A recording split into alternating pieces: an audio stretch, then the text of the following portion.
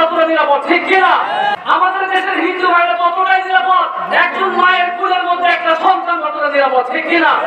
বড় আফসোস লাগে, হিন্দুত্ববাদের নাম দিয়ে ভারতের রয়ের এজেন্ডা বাস্তবায়নকারী সন্ত্রাসী জঙ্গি সংগঠন ইসলাম একটার পর একটা হামলা চালিয়েছে, একটার পর একটা খারাপ কাজ তারা করতেছে।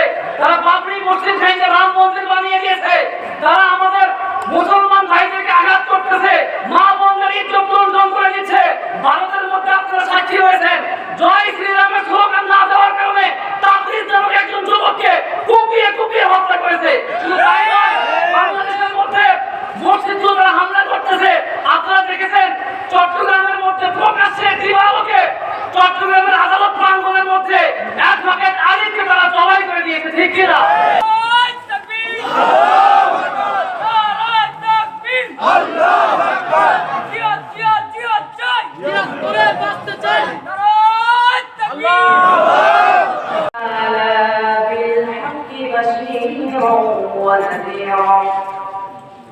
وداعيا إلى الله بإذنه وسراجا وقمرا منيرا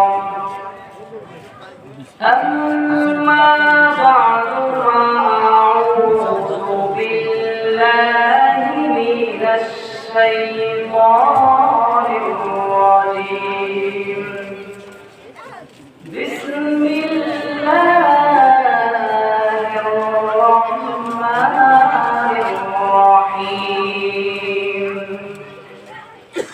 إن الله وملائكته يصلون على النبي يا أيها الذين آمنوا صلوا عليه وسلموا تسليما সবাই কি নবীজিকে ভালোবাসেন? সবাই কি বাসেন? তাহলে আমার সঙ্গে সবাই মহব্বতের সহিত উচ্চ জবান দিয়ে নবীজির সামনে দরুদ পড়েন। আল্লাহুম্মা সাল্লি আলা মুহাম্মাদ ওয়া আলা আলি মুহাম্মাদ কামা সাল্লাইতা আলা ইব্রাহিম ওয়া আলা আলি ইব্রাহিম إنك حميد مجيد اللهم بارك على محمد وعلى آل محمد كما باركت على إبراهيم وعلى آل إبراهيم إنك حميد مجيد আলহামদুলিল্লাহ। ঐতিহ্যবাহী পশ্চিম মোমেনবাগ জামে মসজিদ কমিটির উদ্যোগে আয়োজিত 15তম বার্ষিক ওয়ার্ড মাহফিলের সম্মানিত সভাপতি, উপস্থিত সম্মানিত ওলামায়ে কেরাম, আমার সামনে বসা অত্র এলাকা এবং দূর দূরান্ত থেকে আগত আল্লাহর দ্বীন প্রেমী, কোরআন প্রেমী, সর্বস্তরের তাওফীক কামনা, যুগে যুগে আল্লাহর জমিনে আল্লাহর দ্বীনকে প্রতিষ্ঠার জন্য যারা সবচেয়ে বেশি অগ্রণী ভূমিকা পালন করে এসেছেন আমার সম্মানিত যুবক আর তরুণ ভাইয়েরা, স্কুল, কলেজ, ইউনিভার্সিটি এবং মাদ্রাসায় অধ্যয়নরত আমার একান্ত প্রিয় মেধাবী ছাত্র ভাইয়েরা, পর্দার অন্তরাল থেকে যারা শুনছেন আমার সম্মানিতা শ্রদ্ধেয়া মা এবং বোনেরা, প্রাণ প্রিয় ঢাকাবাসী, আপনারা সকলে কেমন আছেন? আলহামদুলিল্লাহ। আমাদেরকে ভালো রেখেছেন কে? সুস্থ রেখেছেন কে? এই মাহফিলে এত সুন্দর আয়োজনে আসার তৌফিক দিয়েছেন কে? এই জন্য সর্বপ্রথম আমাদের হৃদয় নির্জন সকল ভালোবাসা, আবেগ, অনুভূতিকে উজাড় করে দিয়ে সেই মহান রব্বুল আলামিনের দরবারে শুকরিয়া জ্ঞাপন করছি, যিনি আমাদেরকে পবিত্র কুরআনুল কারীমের জান্নাতি এই আয়োজনে আসা, বসার, শামিল হওয়ার তৌফিক দিয়েছেন। এই জন্য আমরা আমাদের শরীরের সকল শক্তিকে গলার মাঝ বরাবর নিয়ে এসে আকাশ বাতাস প্রকম্পিত করে খুশি হয়ে জবান খুলে পড়ছি আলহামদুলিল্লাহ। করলাম কার? লাভ হলো কার? এই স্টেজে যদি সারাটা লাভ ধরে কোনো নেতার নামে প্রশংসা করা হয়, আমার আপনার লাভ আছে? কথা বলেন আছে? আর যদি এই স্টেজে আল্লাহর প্রশংসা করি, আমার আপনার লাভ আছে নাকি নাই? আমরা প্রশংসা করলাম আল্লাহ, বিনিময়ে আমার আপনার আমল নামার মধ্যে সওয়াব দিয়ে ভরে দিলেন কে? প্রিয় ভাইরা আমার, কুরআনুল কারীমের এত সুন্দর আয়োজনে আপনারা যারা এসেছেন, আপনারা এখানে আসার কারণে কর্তৃপক্ষ কি আপনাদেরকে টাকা দিবে, পয়সা দিবে, খাবার দিবে? তাহলে কেন ছুটে আসলেন? তার একটাই মাত্র কারণ হচ্ছে আল্লাহ এবং তার রাসূলকে ভালোবেসে কুরআনের আকর্ষণে কুরআন শোনার জন্য আপনারা ছুটে এসেছেন, ঠিক কি না? প্রিয় ভাইরা আমার, যে দেশের মধ্যে যে দেশের মানুষ কুরআন প্রেমী, আল্লাহর দ্বীন প্রেমী, সেই দেশ থেকে আর যাই হোক নাস্তিক মোরতাদ একত্র হয়ে ষড়যন্ত্র করে ভারতীয় রয়্যাল বাহিনীরা এভাবে ষড়যন্ত্র করে এই দেশ থেকে আর যাই হোক আল্লাহর দ্বীনকে স্তব্ধ করতে পারবে না। কথা বলেন ঠিক কিনা? সন্দেহ আছে? এই দেশের মধ্যে সকল বাতিল শক্তি যদি একত্র হয়ে মুসলমানদের বিপক্ষে দাঁড়িয়ে যায়, ইসলামকে যদি শেষ করে দিতে চায়, পৃথিবীর কোনো অপশক্তি আমাদেরকে রুখে দিতে পারবে? কথা বলেন। আল্লাহর কাছে শুকরিয়া আদায় করতে, আল্লাহ আমাকে এত সুন্দর আয়োজনে আমাকে আসার বসার তৌফিক দিয়েছে। আবার পড়েন আলহামদুলিল্লাহ। ভাইরা আমার, কুরআনুল কারীমের মজলিস এটা কোনো রাজনৈতিক সমাবেশ নয়, রাজনৈতিক কোনো মজলিস নয়। এই মজলিসটা হচ্ছে আল্লাহর জান্নাতের একটা মজলিস। পড়েন সুবহানাল্লাহ।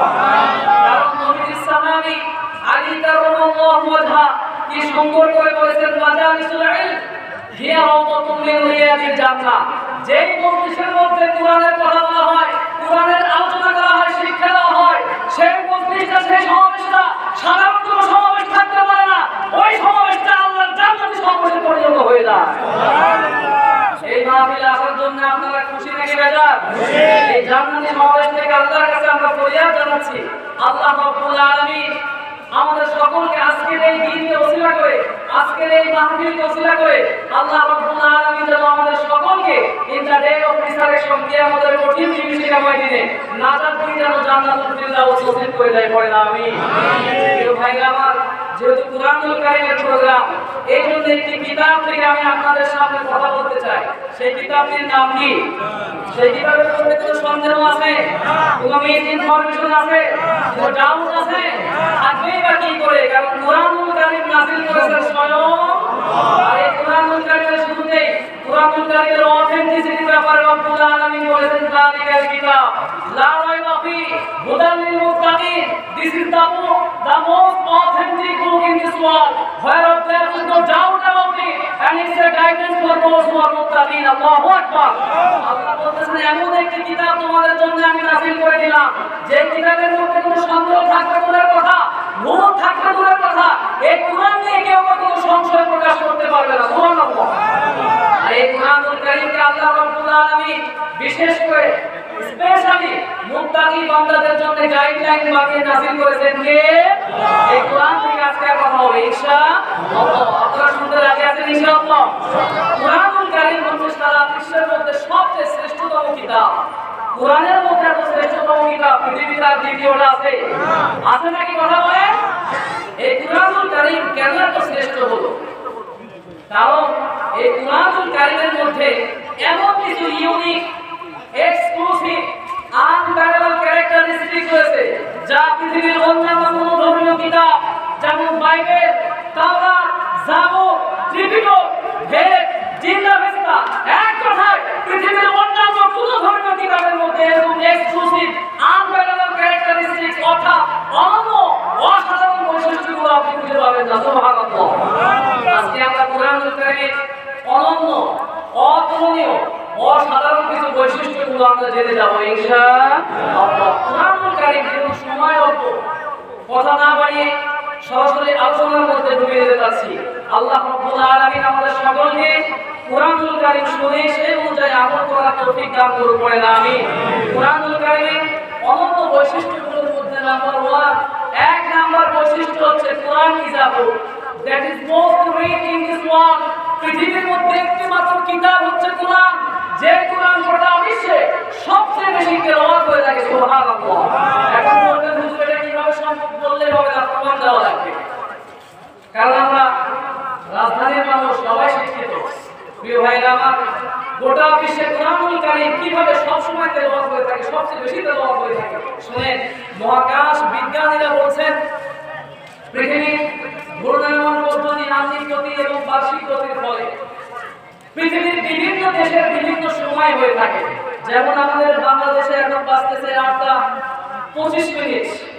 আপনাদের রিলেটিভ যারা ইউনাইটেড স্টেট অফ আমেরিকা অবস্থান করতেছে, আপনি খবর নিয়ে দেখেন, তাদের ওখানে রাত 8:25 বাজতেছে না, সকাল 9:25 বাজতেছে। কথা বলে ঠিক কি না? আবার কানাডায় যান, ইংল্যান্ডে যান, সৌদি আরবিয়া যান, এক কথায় বিভিন্ন দেশে সময়ের ভিন্নতা আছে নাকি নাই? কথা বলেন, সময়ের ভিন্নতা আছে। প্রিয় ভাইরা আমার, এই জন্য মহাকাশ বিজ্ঞানীরা বলছেন পৃথিবীর ঘূর্ণায়মান পদ্ধতি, আংশিক গতি এবং বার্ষিক গতির ফলে পৃথিবীর বিভিন্ন দেশে বিভিন্ন সময় রয়েছে। এই জন্য 24 ঘন্টা প্রত্যেকটা মিনিটের প্রত্যেকটা সেকেন্ডে পৃথিবীর কোনো না কোনো দেশের কোনো না কোনো প্রান্তে আযান হয়, ইকামত হয়, নামাজ হয়। এখন আমি আপনাদেরকে প্রশ্ন শুনে দিলাম, নামাজের মধ্যে কোরআনকে বাদ দিয়ে কেউ যদি বুখারী শরীফ থেকে তেলাওয়াত করে নামাজ হবে? কথা বলেন, নামাজ হবে? তার মানে বোঝা যাচ্ছে পৃথিবীর মধ্যে একটি মাত্র কিতাব হচ্ছে কোরআন, যে কোরআন বিশ্বের কোনো না কোনো দেশের কোনো না কোনো প্রান্তে 24 ঘন্টার প্রত্যেকটা মিনিটের প্রত্যেকটা সেকেন্ডে তেলাওয়াত হয়ে থাকে। আল্লাহু আকবার। পৃথিবীর মধ্যে আর কোনো কিতাব আপনি খুঁজে পাবেন না যে কিতাবে তেলাওয়াত গোটা বিশ্বে 24 ঘন্টা প্রত্যেকটা মিনিটের প্রত্যেকটা সেকেন্ডে তেলাওয়াত হয়ে থাকে। আছে মাত্র একটি কিতাব, চিল্লা বলতে হবে, সেই কিতাবের নাম কি? এই কিতাব, এটা এমন একটি কিতাব সারা বিশ্বে যে কিতাব ছাপাখানায় সবচেয়ে বেশি ছাপা হয়েছে, সেই কিতাবের নাম কি? যে কিতাব সারা বিশ্বে সবচেয়ে বেশি বিক্রি হয়েছে, সেই কিতাবের নাম কি? আবার এই কোরআনটা এমন একটি কিতাব যে কিতাবটা সারা বিশ্বে সবচেয়ে বেশি বিনামূল্যে বিতরণ হয়েছে। সুবহানাল্লাহ। আবার এটা এমন একটি কিতাব যে কিতাবের রাষ্ট্রায়নের জন্য গোটা বিশ্বের সর্বাধিক সংখ্যক মানুষ শরীরে তাজা রক্ত জমি ঢেলে দিয়েছে। কথা বলে ঠিক কিনা? এই হচ্ছে কোরআন। কোরআনুল কারীমের নাম্বার 1, এক নাম্বার অনন্য বৈশিষ্ট্য আমরা শুনলাম, কোরআন কিতাব that is most read in this world। পৃথিবীর মধ্যে একটি মাত্র কিতাব হচ্ছে কোরআন, যে কোরআনের তেলাওয়াত গোটা বিশ্বে সবচেয়ে বেশি হয়ে থাকে। সুবহানাল্লাহ। কোরআনুল কারীমের নাম্বার 2 নম্বর অনন্য বৈশিষ্ট্যগুলোর মধ্যে 2 নম্বর বৈশিষ্ট্য হচ্ছে that nobody has ever bothered to read or heard the holy Quran। পৃথিবীর মধ্যে একটি মাত্র কিতাব হচ্ছে কোরআন, যে কোরআনুল কারীমের তেলাওয়াত করে কিংবা তেলাওয়াত শুনে কেউ কখনো বিরক্ত হয় নাই। পৃথিবীর মধ্যে একটি মাত্র কিতাব হচ্ছে কোরআন, যে কোরআনের তেলাওয়াত করে কিংবা তেলাওয়াত শুনে কেউ কখনো বিরক্ত হয় নাই। আমার ভাইরা, আমার বন্ধুগণ, একটি গান যখন বের হয়, যুবকরা, তরুণ ভাইরা কয়েকটা দিন গানটি শোনার পরে বলে একই গান আমরা কত শুনবো, শুনতে শুনতে ভালো লাগে না, গানটা চেঞ্জ করে দাও, গানটা পরিবর্তন করে দাও। কিন্তু রব্বুল আলামিন পবিত্র কোরআনুল কারীমকে একটা সঙ্গে এত আকর্ষণ দিয়ে নাযিল করেছেন, এই কোরআনুল কারীমের তেলাওয়াত করে কিংবা তেলাওয়াত শুনে কেউ কখনো বিরক্ত হয় না। ও মুসলমানেরা, জন্মের পর থেকে আপনারা মসজিদে যান, মসজিদে যাওয়ার পরে মসজিদের প্রত্যেকটা ইমাম সাহেব প্রত্যেক নামাজ শুরু করে সূরাতুল ফাতিহা দিয়ে। আপনারা কেউ কখনো মসজিদের ইমাম সাহেবকে কখনো বলেছেন নাকি, ইমাম সাহেব হুজুর প্রত্যেকটা নামাজ আপনি সূরাতুল ফাতিহা দিয়ে শুরু করেন? দেখি সূরা আমরা কত শুনবো, শুনতে শুনতে ভালো লাগে না, সুতরাং আজ থেকে আপনি সূরাতুল ফাতিহা বাদ দিয়ে অন্য একটি সূরা দিয়ে নামাজ শুরু করেন। এখন নাজবি প্রশ্ন কেউ কখনো বলেছেন নাকি? কথা বল। কেউ করেন নাই। কার কারণ হলো এক একজন আলেমকে আল্লাহ রাব্বুল আলামিন এত সুন্দর কণ্ঠ দিয়েছেন, এক একজন আলেমের কণ্ঠে এত সুন্দর সুধা ঢেলে দিয়েছেন, সুরের ঝংকার ঢেলে দিয়েছেন। এই জন্য এক একজন আলেম যখন এক এক কণ্ঠে কোরআনুল কারীম রিসাইট করে, মানুষেরা পাগল পারা হয়ে যায়, ঠিক থাকতে পারে না, শরীরটা ঠান্ডা হয়ে যায়। ঠিক কিনা? কথা বলেন। আপনারা যারা মক্কাতুল মুকাররমা কিংবা মদিনাতুল মুনাওয়ারায় যারা গিয়েছেন, আপনারা যারা হারামাইন শরীফায় যারা সালাত আদায় করেছেন, তারা দেখেছেন নামাজ যখন শুরু হয়ে যায় কান্নার রং পড়ে যায়।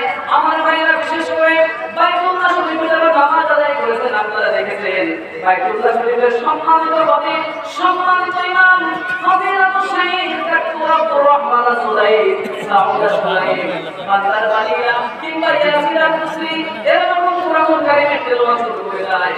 এরা নিজেরাও কন্ট্রোল করতে পারে না, চোখের পানি জড়ায়, তাদের পিছনে দাঁড়িয়ে থাকা লক্ষ লক্ষ মুসল্লিরা তারা কুরআনুল কারীমের তেলাওয়াত শুনে, কুরআনুল কারীমের সুরের ঝংকার শুনে তারা নিজেদেরকে কন্ট্রোল করতে পারে না, চোখের পানি জড়ায়।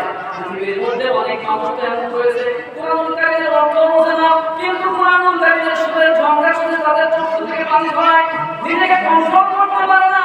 তার মানে বোঝা গেল পৃথিবীর মধ্যে একটি মাত্র কিতাব হলো কোরআন। যে কুরআনুল কারীমের তেলাওয়াত শুনে, অর্থ না বুঝতে কুরআনুল কারীমের তেলাওয়াত শুনে মানুষের চোখ থেকে পানি ঝরায়, ঠিক না? আমার ভাইয়েরা, পৃথিবীর মধ্যে আর কোনো কিতাব আপনি খুঁজে পাবেন না যে কিতাবের তেলাওয়াত শুনে মানুষ চোখ থেকে পানি ঝরায়। আছে নাকি? কথা বলেন, আছে? পৃথিবীর মাত্র একটি মাত্র কিতাব হচ্ছে কোরআন, যে কিতাবের তেলাওয়াত শুনে মানুষের চোখ থেকে পানি ঝরে। সুবহানাল্লাহ। এখন যদি আপনাদের সামনে এখন ভেদ কিংবা রামায়ণ থেকে আপনাদের সামনে শ্লোক শোনানো হয়, চোখ থেকে পানি ঝরবে? আবার ওই যে ওম শান্তি বলা আছে, ওম শান্তি ওম বদ্দাং সর্বং গোস্বামী নির্বাণাং পরমং শুভং, ওম শান্তি ওম, এভাবে অনেকে বলে না? এরা আসলে মুখ দিয়ে শান্তির কথা বললেও গোটা বিশ্বে অশান্তি সৃষ্টির মূল পায়রা হচ্ছে তারা, ঠিক না? কারাগারের মধ্যে আমার মা বোনদের ইজ্জত লুণ্ঠন করে দিয়েছে, এরা সন্ত্রাসী হামলা চালিয়ে একটার পর একটা জায়গা একদম শেষ করে দিয়েছে। কথা বলেন ঠিক কিনা? এই জন্য শান্তির কথা পৃথিবীর কোনো মতবাদ কোনো ইসলাম বলতে পারে নাই, শান্তির কথা বলেছেন কে? এই জন্য আমার ভাইরা, যে কথাটি বলতেছিলাম, পৃথিবীর মধ্যে একটি মাত্র কিতাব হচ্ছে কোরআন, যে কোরআনের তেলাওয়াত করে কিংবা তেলাওয়াত শুনে কেউ কখনো বিরক্ত হয় নাই। কুরআনুল কারীমের নাম্বার 3 নাম্বার পয়েন্ট হচ্ছে the number of the people who have memorized the holy Quran is countless। পৃথিবীর মধ্যে একটি মাত্র কিতাব হচ্ছে কোরআন, যে কুরআনুল কারীমের মুখস্থকারীর সংখ্যা গোটা বিশ্বের সবচেয়ে বেশি। সুবহানাল্লাহ। বিশেষ করে আমাদের বাংলাদেশে তো কয়েক লক্ষ হাফেজ রয়েছে। আমাদের বাংলাদেশের হাফেজরা, এদেরকে ব্রিলিয়ান্ট বলে ভুল হবে, এদেরকে বলতে হবে ট্রিলিয়ান। কারণ এই সমস্ত কুরআনুল কারীমের হাফেজরা সারা বিশ্বের যে কোনো কম্পিটিশনে যখন বসে যায়, সারা বিশ্বের 80-100টা দেশকে পিছনে ফেলে আমাদের বাংলাদেশের হাফেজরা ফার্স্ট, সেকেন্ড কিংবা থার্ড হয়ে যায়। কথা বলে এই যে সালেহ আহমদ তাকরির, আবার কিছুদিন আগে মুয়াজ, এইভাবে করে প্রত্যেকটা কম্পিটিশনের মধ্যে আমাদের বাংলাদেশের হাফেজ থাকা মানেই ফার্স্ট হয়ে যাচ্ছে, ঠিক না? প্রিয় ভাইরা আমার, এই কুরআনুল কারীম আল্লাহ রাব্বুল আলামিন এত সুন্দর করে নাযিল করেছেন। এই কুরআনুল কারীম আল্লাহ রাব্বুল আলামিন সহজ ভাষায় যদি নাযিল না করতেন, পৃথিবীর কোনো মানুষকে এটাকে মুখস্থ করতে পারতো? আল্লাহ রাব্বুল আলামিন এই কুরআনুল কারীমকে এত সুন্দর করে, এত সহজ করে নাযিল করলেন। পবিত্র কুরআনুল কারীমের 54 নম্বর সূরা, সূরা কমারের 17-32 এবং 42 নম্বর আয়াতের মধ্যে, 40 নম্বর আয়াতের মধ্যে একই কথা আল্লাহ চারবার বললেন।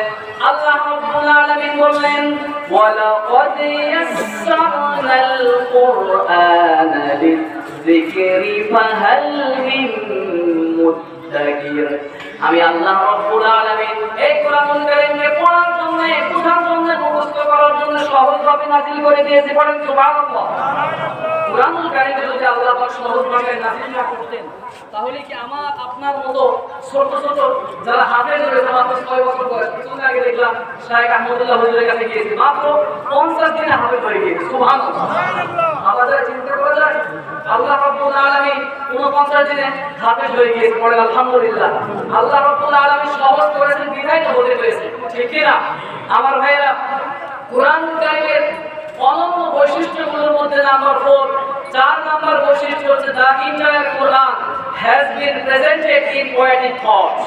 আল্লাহ রাব্বুল আলামিন এই কুরআনুল কারীমকে এত সুন্দর শব্দমিল দিয়ে, ছন্দের গাঁথুনি দিয়ে নাযিল করেছেন, পৃথিবীর আর কোনো ধর্মীয় কিতাব আপনি খুঁজে পাবেন না যে সমস্ত ধর্মীয় কিতাবের মধ্যে এত সুন্দর শব্দমিল আছে নাকি? কথা বলেন।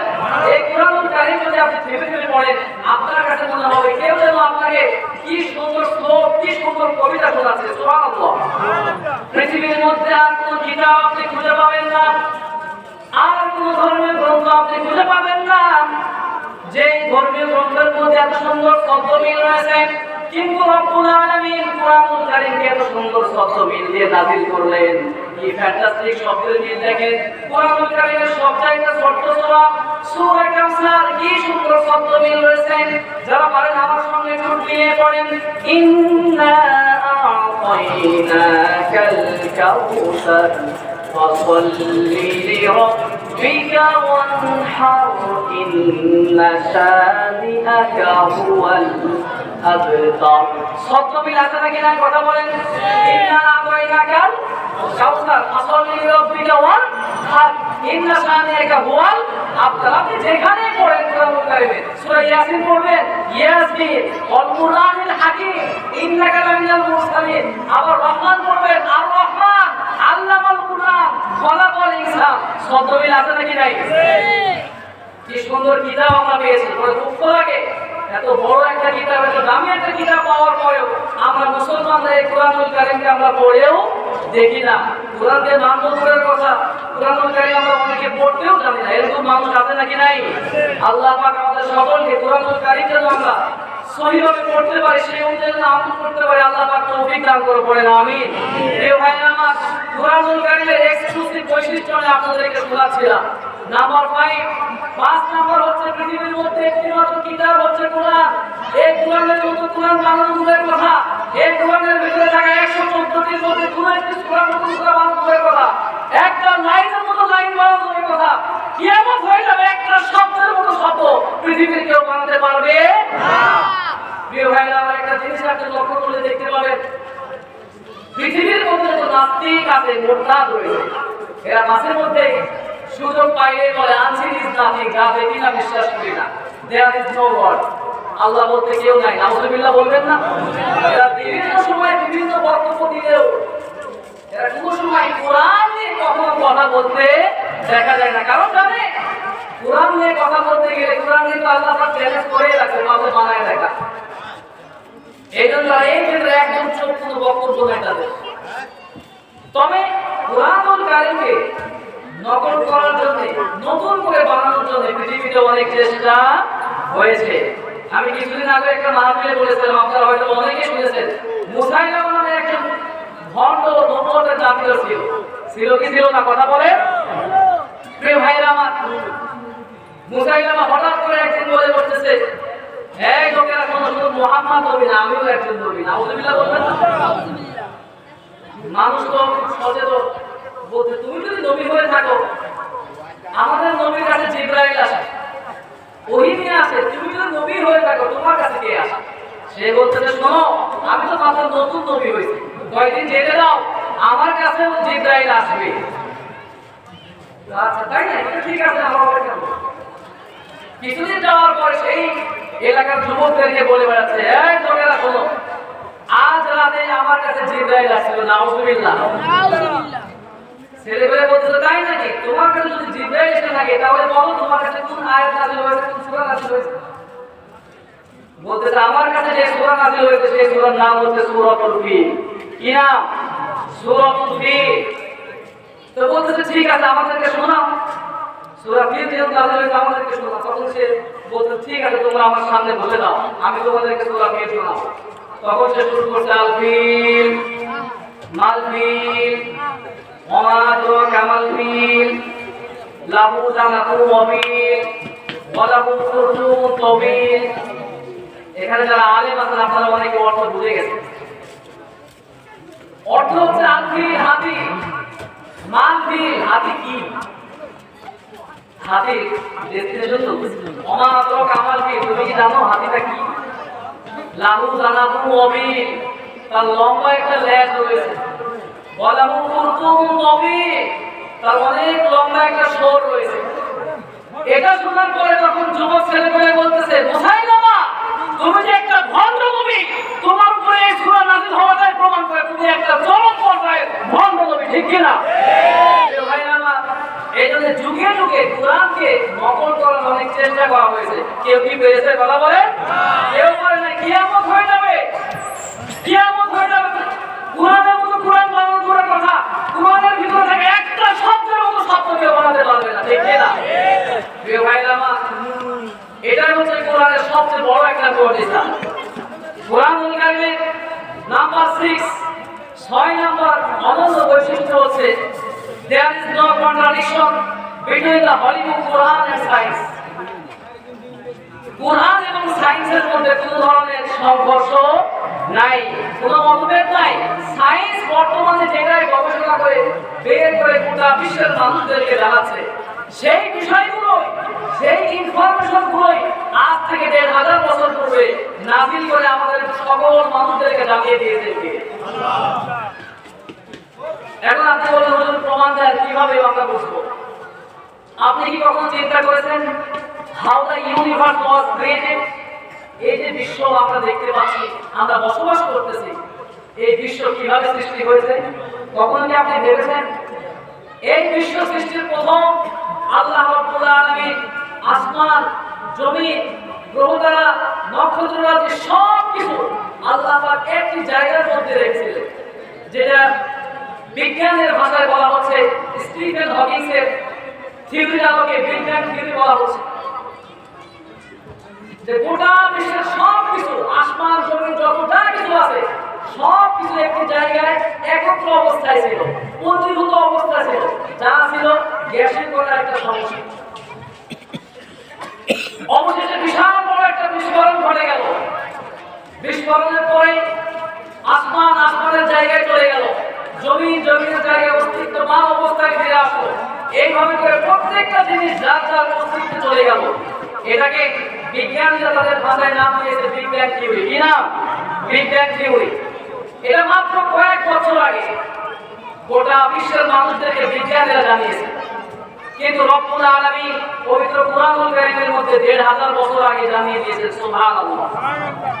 এই বিগ ব্যাং থিওরির কথা মাত্র কয়েক বছর আগে বিজ্ঞানীরা গোটা বিশ্বের মানুষদেরকে জানিয়েছেন, কিন্তু রব্বুল আলামিন এই বিগ ব্যাং থিওরির কথা আজ থেকে ১,৫০০ বছর পূর্বে পবিত্র কুরআনুল কারীমের ২১ নম্বর সূরা সূরা আম্বিয়ার ৩০ নম্বর আয়াতের মধ্যে এইভাবে বললেন, وَجَعَلْنَا السَّمَاءَ سَقْفًا مَحْفُوظًا أَوَلَمْ يَرَ الَّذِينَ كَفَرُوا أَنَّ السَّمَاوَاتِ وَالْأَرْضَ كَانَتَا رَتْقًا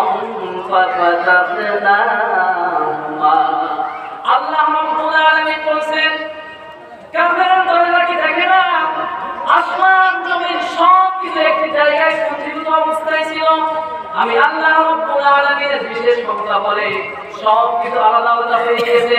আল্লাহ রাব্বুল আলামিন এই ব্যাপারে আরো বিস্তারিত পবিত্র কুরআনুল কারীমের ৪১ নম্বর সূরা সূরা হামিমার ১১ নম্বর আয়াতের মধ্যে বললেন, ثم استوى إلى السماء وهي دخان فقال لها وللأرض ائتيا طوعا أو كرها قالتا أتينا طائعين। আল্লাহ রাব্বুল আলামিন বলেন, আশা আকাশ এবং জমিনের মধ্যে যখন বিস্ফোরণ ঘটে গেল, তখন সেখানে দেখা গেল ধোঁয়াচ্ছন্ন হচ্ছে। কোন জায়গার মধ্যে যখন আগুন লেগে যায় ধোঁয়াচ্ছন্ন হয় কি হয় না? কথা বলেন। ধূম্রজাল তৈরি হয়ে গিয়েছে। আল্লাহ রাব্বুল আলামিন তখন আকাশ এবং জমিনকে অর্ডার করে বলেছিলেন, তোমরা পরস্পর আলাদা হয়ে যাও, সেপারেট হয়ে যাও, অস্তিত্ববান অবস্থায় ফিরে যাও। এই কথা বলার পরে আকাশ এবং জমিন আল্লাহকে বলেছিলেন, ওগো মালিক, তোমার কথা শুনে, তোমার অর্ডার শুনে আজকে আমরা আজ থেকে আকাশ আকাশের জায়গায় চলে গেলাম, আর জমিন জমিনের জায়গায় অস্তিত্ববান অবস্থায় ফিরে গেল। সুবহানাল্লাহ। তার মানে বোঝা গেল বিজ্ঞান বর্তমানে যত যা কিছুই গবেষণা করতেছে সব কিছুই আল্লাহ রাব্বুল আলামিন ১,৫০০ বছর পূর্বে নাযিল করে জানিয়ে দিয়েছেন। সুবহানাল্লাহ। আসুন আমরা আরো একটা এক্সাম্পল শুনে নিই, যে বর্তমানে বিজ্ঞান যা কিছু বলতেছে সব কিছুই আল্লাহ রাব্বুল আলামিন ১,৫০০ বছর পূর্বে কুরআনের মধ্যে জানিয়ে দিয়েছেন। সুবহানাল্লাহ। আপনারা অনেকেই জানেন একটা সময়ে বিজ্ঞানীদের মধ্যে একটা বিষয় নিয়ে অনেক মতভেদ ছিল, অনেক সংঘর্ষ ছিল, অনেক মারামারি, অনেক কিলাকিলি ছিল। সেটা হচ্ছে পৃথিবী ঘুরে নাকি সূর্য ঘুরে। এরকম ছিল কি ছিল না? কথা বলেন। সর্বপ্রথম বাংলা নামে একজন বিজ্ঞানী সে বলে বসলো, আসলে পৃথিবী হচ্ছে স্থির। পৃথিবী কি? পৃথিবী স্থির। পৃথিবীকে কেন্দ্র করে পৃথিবীর চতুর্দিকে সূর্য ঘোরাঘুরি করে। তার এই মতবাদ বেশি দিন টিকলো না। 1512 সালে নিকোলাস কোপারনিকাস নামে আরো একজন বিজ্ঞানী, সে বলছে পৃথিবীর মানুষ শোনো, এতদিন পর্যন্ত বাংলা তোমাদেরকে যে তথ্য দিয়েছে এটা চরম পর্যায়ের একটা মিথ্যা কথা, একটা চরম পর্যায়ের ভুয়া একটা নিউজ। সুতরাং এখন আমি তোমাদেরকে যা বলতেছি সেটা তোমরা মেনে নাও। সেটা কি? মূলত পৃথিবী একটি জায়গায় স্থির থাকে না, পৃথিবী ঘুরে, সূর্য ঘুরে, তুমিও ঘুরো, আমিও ঘুরি। আসলে বিজ্ঞানীদের মাথায় ঘুরে, কথা বলেন না কেন? প্রিয় ভাইয়েরা আমার, পৃথিবীর ঘোরাঘুরির সমস্যার সমাধান তারা তো মাত্র কয়েকশো বছর আগে পৃথিবীর মানুষদেরকে জানিয়েছে। কিন্তু রব্বুল আলামিন এই ঘোরাঘুরির সমস্যার সমাধান আজ থেকে ১৫০০ বছর পূর্বে পবিত্র কুরআনুল কারীমের ৩৬ নম্বর সূরা সূরা ইয়াসিনের ৩৮, ৩৯ এবং ৪০ নম্বর আয়াতের মধ্যে এইভাবে বলে দিয়েছেন। আল্লাহ রব্বুল আলামিন বলেছেন, ওয়াশ-শামসু তাজরি লিমুস্তাকাররিল লাহা যালিকা তাকদীরুল আজিজিল আলীম والقمر قدرناه منازل حتى عاد كالعرجون القديم لا الشمس ينبغي لها أن تدرك القمر ولا الليل سابق النهار وكل في فلك يسبحون। আল্লাহ রাব্বুল আলামিন বললেন, আমি আল্লাহ রাব্বুল আলামিন সূর্যের জন্য একটা নির্ধারিত কক্ষপথ আমি আল্লাহ তৈরি করে দিয়েছি। সূর্য সব সময় তার নির্ধারিত কক্ষপথের মধ্যে ঘোরাঘুরি করছে। আমি আল্লাহ রাব্বুল আলামিন চন্দ্রের জন্য আলাদা একটা মন্দির তৈরি করে দিয়েছি। চন্দ্র তার মন্দিরের মধ্যে, তার এরিয়ার মধ্যে ঘোরাঘুরি করছে। সূর্য কখনো চন্দ্রের নাগালে যেতে পারে না, রাত কখনো দিনের আগে যেতে পারে না। প্রত্যেকে যার যার কক্ষপথে, প্রত্যেকে যার যার আপন আপন স্থানে পরিভ্রমণ করছে আর ঘুরছে। সুবহানাল্লাহ। তার মানে বোঝা গেল বিজ্ঞানীরা যত যা কিছু এখন গবেষণা করে করে গোটা বিশ্বের মানুষকে জানাচ্ছে, প্রত্যেকটা তথ্যই আল্লাহ রাব্বুল আলামিন কুরআনের মধ্যে আজ থেকে ১৫০০ বছর পূর্বে নাযিল করে জানিয়ে দিয়েছেন। সুবহানাল্লাহ। আমার ভাইরা, এখন দেখবেন অনেক ভাইরা যারা বিজ্ঞান নিয়ে পড়ালেখা করে অনেক অনেক সময় একটা মুড়ি ভাবে হয়ে থাকে, ধামসে পড়ে কোন হয় আমার কাছে বড় আর কি আছে। আসলে বিজ্ঞান যত উন্নত লাভ করবে, যত উৎকর্ষিত হবে, প্রত্যেকটা বিজ্ঞানের ছাত্র এবং শিক্ষকদেরকে ভিক্ষার থালা হাতে নিয়ে কুরআনের সুশীতল ছায়াতলে আসতে বাধ্য হওয়া লাগবে, ঠিক কিনা? কারণ বিজ্ঞান যা কিছুই আজকে এখন বলতেছে এবং ভবিষ্যতে বলবে, সব কিছুই কোরআনের মধ্যে আল্লাহ পাক ১৫০০ বছর আগে নাযিল করে জানিয়ে দিয়েছে। সুবহানাল্লাহ বললেন না? প্রিয় ভাইরা আমার, এই কুরআনুল কারীমের এই আয়াতটি যখন তেলাওয়াত করে শোনানো হলো, আল্লাহ রাব্বুল আলামিন এর আয়াতগুলো যখন মানুষদের সামনে শোনানো হয়, মানুষ তো এমনিতে পাগল করা হয়ে যায়। হয় কি হয় না? অনেক বিজ্ঞানীরা এমন রয়েছেন যারা কুরআনের আয়াত শুনে, তথ্য শুনে এরা মুসলমান হয়ে গিয়েছে। সুবহানাল্লাহ। কিছুক্ষণ আগে আমি যে কথাটা বললাম, বিজ্ঞান থিওরির কথা, যখন আয়াতগুলো শোনানো হচ্ছিল তখন দেখা গেল 1979 সালে সৌদি আরবের রাজধানী রিয়াদের মধ্যে একটা কনফারেন্স হয়েছিল। এই যে পৃথিবী সৃষ্টি হয়ে গেল, একটা মহা বিস্ফোরণ ঘটে গেল, যেটাকে বিজ্ঞান থিওরি বলা হচ্ছে। এই আয়াতগুলো যখন তার সামনে পেশ করা হলো, তখন সে বলতেছে, স্টপ, তোমরা থেমে যাও। তোমরা কোন কিতাব থেকে এমন আজব তথ্য শোনাচ্ছ, যেই তথ্যগুলো মাত্র কয়েক বছর আগে আমরা গোটা বিশ্বের মানুষদেরকে গবেষণা করে করে জানাইলাম। তোমরা কোন কিতাব থেকে তেলাওয়াত করতেছো, যেই কিতাবের মধ্যে এত সুন্দর তথ্য রয়েছে?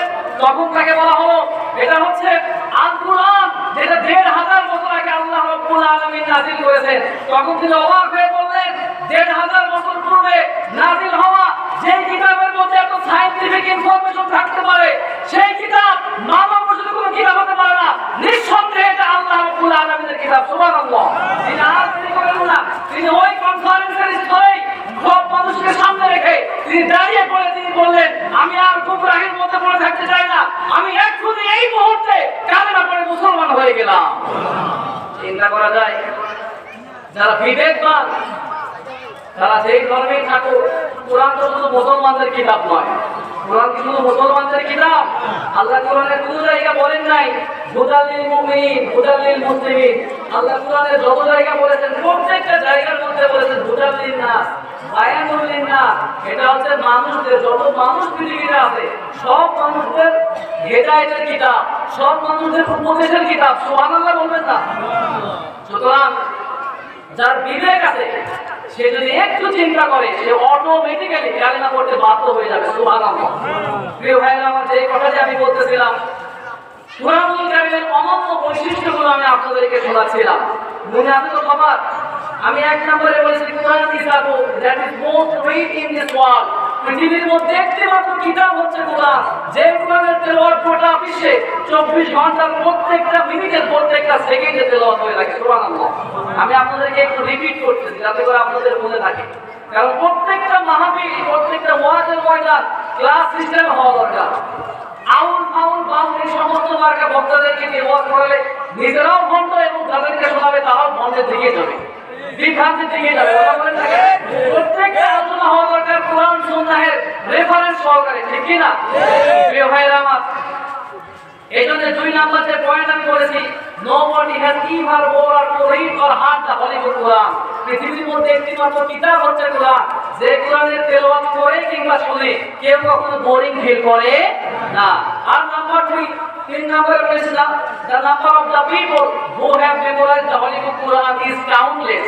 পৃথিবীর মধ্যে একটি মাত্র কিতাব হচ্ছে কোরআন, যে কোরআনের মুখস্থকারীর সংখ্যা গোটা বিশ্বের সবচেয়ে বেশি। সুবহানাল্লাহ। আর নাম্বার 4, 4 নম্বরে বলেছে, the entire Quran has been presented in poetic thought। কুরআনুল কারীমকে আল্লাহ পাক এত সুন্দর ফ্যান্টাস্টিক শব্দের গাঁথনি দিয়ে নাযিল করেছেন, পৃথিবীর অন্যান্য কোনো ধর্মের কিতাবের মধ্যে আপনি এত সুন্দর ফ্যান্টাস্টিক শব্দের গাঁথনি খুঁজে পাবেন না। আর নাম্বার 5 নম্বরে বলেছি, কিতাব এটা এমন একটি কিতাব কুরআন, যে কিতাবের মতো কিতাব বানানো কোশ্চেনকালেও সম্ভব না। আর নাম্বার 6 নম্বরে বলেছি, the entire Quran there is no contradiction between the Holy Quran and science। কুরআন এবং সায়েন্সের মধ্যে কোনো সংঘর্ষ নাই।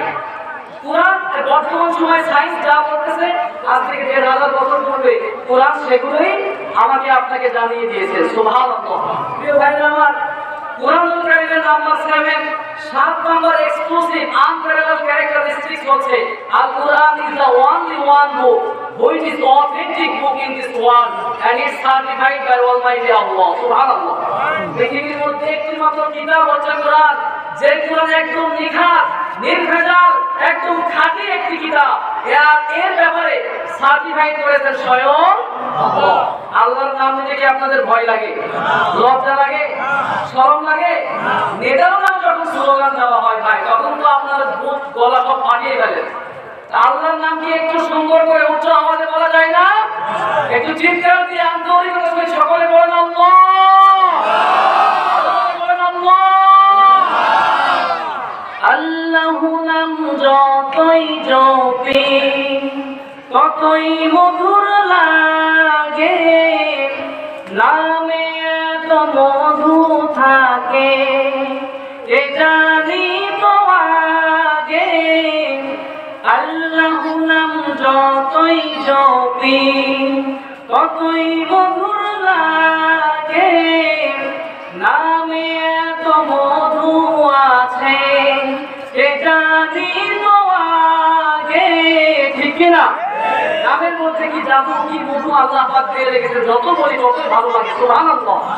যে কথাটি আমি বলতেছিলাম, কুরআন এটা এমন একটি কিতাব, এই কুরআনের মধ্যে এত নিখাত, এত নির্ভেজাল, এত খাঁটি পৃথিবীর মধ্যে অন্যান্য কোনো কিতাব আপনি খুঁজে পাবেন না। সুবহানাল্লাহ।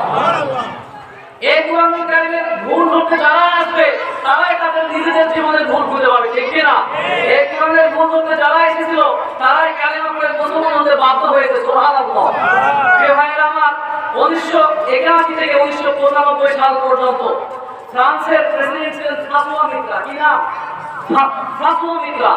তিনি তার শাসনামলে মিশরের প্রেসিডেন্টের কাছে একটা দরখাস্ত লিখলেন, চিঠি লিখলেন, যে মিশরের মধ্যে থাকা ফেরাউনের লাশ প্রত্নতাত্ত্বিক গবেষণা করার জন্য ফ্রান্সের রাজধানী প্যারিসের মধ্যে পাঠিয়ে দেওয়া হলো। ফ্রান্সের রাজধানী প্যারিসের মধ্যে পাঠিয়ে দেওয়া হলো। পাঠিয়ে দেওয়ার পরে প্রত্নতাত্ত্বিক গবেষণা করার জন্য ফ্রান্সের সবচেয়ে বড় মেডিকেল রুমে নেওয়া হলো এবং তদানীন্তন সময়ের সবচেয়ে বড় ছাত্র প্রফেসর ডক্টর মরিস বুকাইলি, নাম তো অবশ্যই শুনেছেন আপনারা। এই প্রত্নতাত্ত্বিক গবেষণা করার জন্য তিনি কাজ করা শুরু করলেন। গবেষণা শুরু হয়ে গেল। গবেষণা করে তিনি মানুষদেরকে জানালেন ফেরাউনের বডির মধ্যে কিছু লবণ পাওয়া গিয়েছে। কি পাওয়া গিয়েছে? তার মানে ফেরাউন অবশ্যই কোনো না কোনো সাগরের মধ্যে ডুবে পড়েছে। এই কথা বলার পরে একজন এসে বলতেছে, ডক্টর মরিস বুকাইলি, আপনি যে কথাটা বললেন এই কথাটাই আল কুরআনুল কারীমের মধ্যে সূরা ইউনূসের 90 নম্বর আয়াতের মধ্যে আল্লাহ রাব্বুল আলামিন জানিয়ে দিয়েছেন যে কুরআনুল কারীমের মধ্যে আল্লাহ পাক জানিয়ে দিয়েছেন ফেরাউন সে যে লোহিত সাগরের মধ্যে ডুবে পড়েছে এবং ফেরাউনকে যে কিয়ামত পর্যন্ত নিদর্শন বানিয়ে রাখা হবে, এটা আল্লাহ তাআলা কোরআনের মধ্যে জানিয়ে দিয়েছেন মাত্র ১৫০০ বছর পূর্বে। সুবহানাল্লাহ। ডক্টর মরিস বুকাইলি অবাক হয়ে বলতেছেন, হাউ ইজ ইট পসিবল, এটা কিভাবে সম্ভব? কারণ ফেরাউনের লাশ ডুবেছে আজ থেকে ৩০০০ বছর পূর্বে, আর কুরআন নাযিল হয়েছে মাত্র ১৫০০ বছর পূর্বে, আর ফেরাউনের লাশ খুঁজে পাওয়া গিয়েছে ১৮৯৮ সালে। তাহলে কিভাবে এটা সম্ভব? ৩০০০ বছর ডুবে ৩০০০ বছর আগে ডুবে যাওয়া সেই ঘটনা, সেই কাহিনী কুরআনের মধ্যে কিভাবে আসে? সে অবাক হয়ে গেল। ফেরাউনকে আল্লাহ রাব্বুল আলামিন যখন লোহিত সাগরের মধ্যে চুবিয়ে চুবিয়ে মারছে, ফেরাউন কিন্তু তখন হাত তুলে বলেছিল, আল্লাহ আমার ভুল হয়ে গেছে, আমাকে মাফ করে দাও, আমাকে ক্ষমা করে দাও, আমি ঈমান আনলাম, মুসলমান হয়ে গেলাম। আল্লাহ কি মাফ করেছিল? আল্লাহ মাফ করেছিল? আল্লাহ মাফ করেন নাই। সুতরাং ফ্রাস্ট্রেট হয়ে যাবেন না। আল্লাহ রাব্বুল আলামিন জালেমদেরকে ধরেন না, কিন্তু যেদিন ধরবেন সেদিন এই সমস্ত জালেমরা পালানোর মতো কোনো রাস্তা খুঁজে পাবে না। ঠিক কিনা? গোটা বিশ্বের মধ্যে মুসলমানরা নির্যাতিত, নিষ্পেষিত, লাঞ্ছিত, বঞ্চিত অবস্থায় রয়েছে। এই অবস্থা থেকে আপনারা হতাশ হয়ে যাবেন না, কারণ আল্লাহ রাব্বুল আলামিন জালেমদেরকে একটা ছাড় দিয়ে রেখেছেন। কিন্তু যেদিন ধরবেন সেদিন ফেরাউনের মতো চরম জিল্লতের সহিত এই দুনিয়া থেকে বিদায় নেওয়া লাগবে। কোনো সন্দেহ আছে?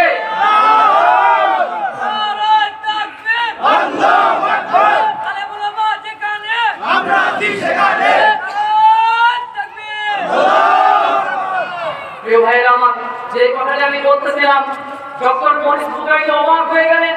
তিনি বলতেছেন, হাউ ইজ ইট পসিবল, কিভাবে সম্ভব? ৩০০০ বছর আগে ঘটে যাওয়া একটা কাহিনী মাত্র ১৫০০ বছর পূর্বে নাযিল হওয়া কুরআনের মধ্যে কিভাবে আসলো? আপনাদের কি কুরআনুল কারীম বলে?